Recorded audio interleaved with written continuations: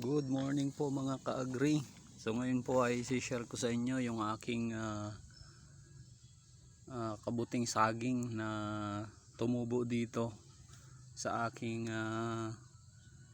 ginawa na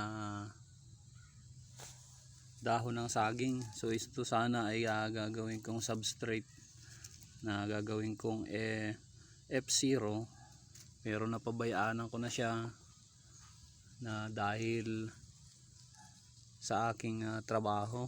O nilagay ko lang siya dito sa tabi lang. So hindi ko siya naintindi na ulan at unaraw na siya dito. Ayan o, makikita nyo, inulan at inaraw na. So habang ako'y may trabaho, nabababad siya ng nabababad sa ulan. Ayan o. So ito ay merong darak. So pag ako'y papakain ng aking alaga na biik, ito yan, native na baboy, pag yung nababasa na darak ay tumitigas, dito ko ibinubudbud kada pagpapakain ko ng baboy. So habang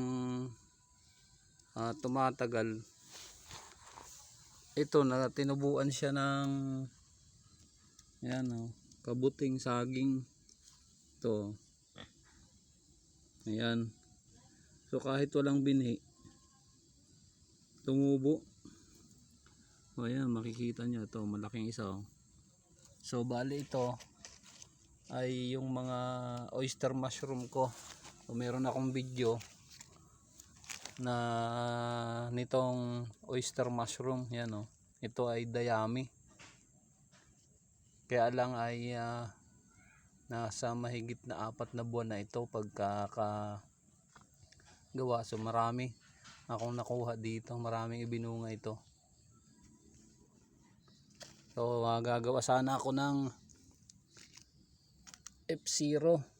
O ito yun, kaso ay nagkaroon ako ng trabaho.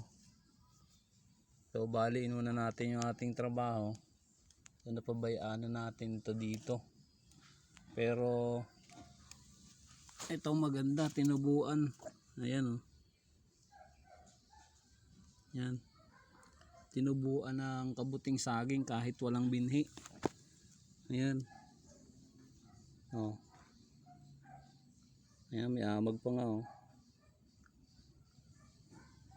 Ito pa o.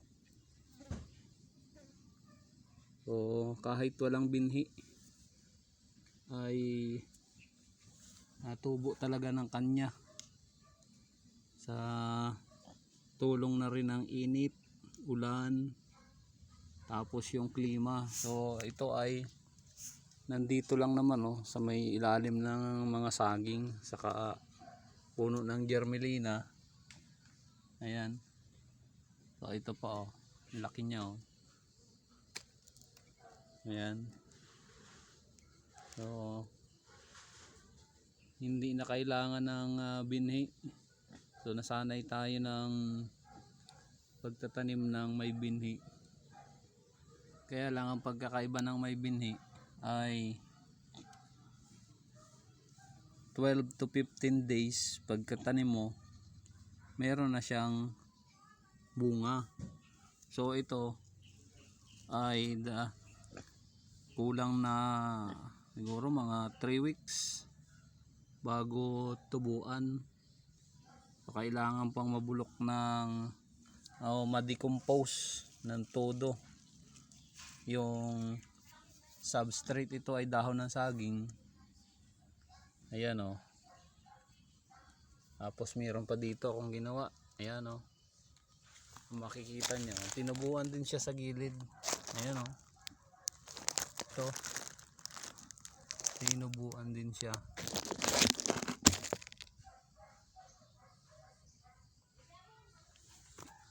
So ito ay patunay lang na talagang tumutubo ang kabuting saging kahit walang binhi. Basta makuha niya lang yung nutrients na kanyang kailangan. So, ito ay yung tulad ng sinabi ko kanina, ito yung mga nabuong mga darak na pinapakain ko dito sa aking native na baboy. O, ayan o,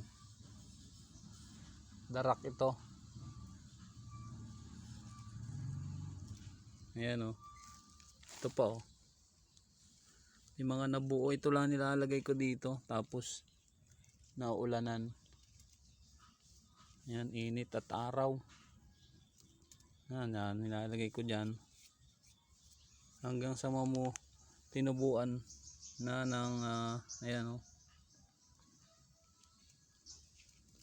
Hindi ko inaasahan na may tutubo talaga dito. Yan, na kabuting saging.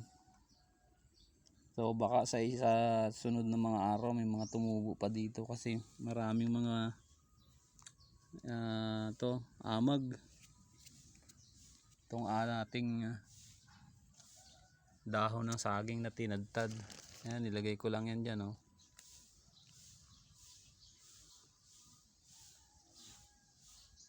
Ayan.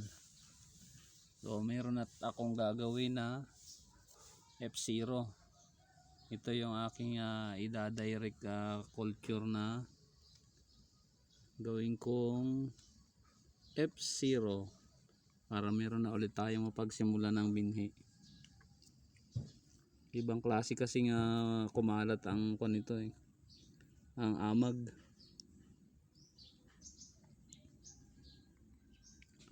Ayan o, yung amag o.